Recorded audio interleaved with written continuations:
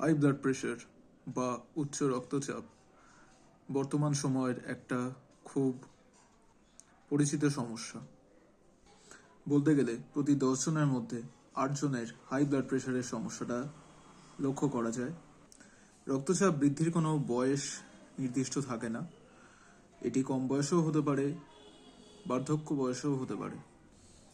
রক্তচাপ যদি আপনার অতিরিক্ত বেশি হয়ে থাকে তাহলে অবশ্যই ডক্টরের সঙ্গে যোগাযোগ করুন।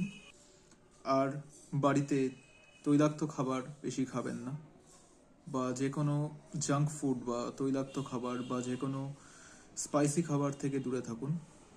পর্যাপ্ত পরিমাণে জল খান, দিনে কমপক্ষে 3 থেকে 4 লিটার জল অবশ্যই পান করতে হবে। সঙ্গে প্রত্যেকদিন সকালে প্রাণায়াম বা যোগা অবশ্যই করুন। মানসিক চাপ নেবেন না, মানসিক চাপ থেকে দূরে থাকতে হবে।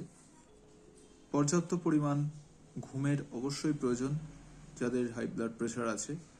রাতে কমপক্ষে 6 থেকে 8 ঘন্টা ঘুমাতেই হবে। নর্মাল ব্লাড প্রেশারের রেঞ্জ হচ্ছে 120/80। সেক্ষেত্রে যদি আপনার 130/80 থাকে তাহলে সমস্যা নেই, আপনি এই বিষয়গুলো ফলো করুন, তাহলে আপনার প্রেশার নিয়ন্ত্রণে চলে আসবে আস্তে আস্তে। আর যদি 150/90 বা 150/100 নিচেরটা যদি 100 হয়, 80 থেকে অনেকটা যদি বেশি থাকে তাহলে অবশ্যই ডক্টরের পরামর্শ নেবেন। আজকের ভিডিওটি এইটুকুই। ধন্যবাদ।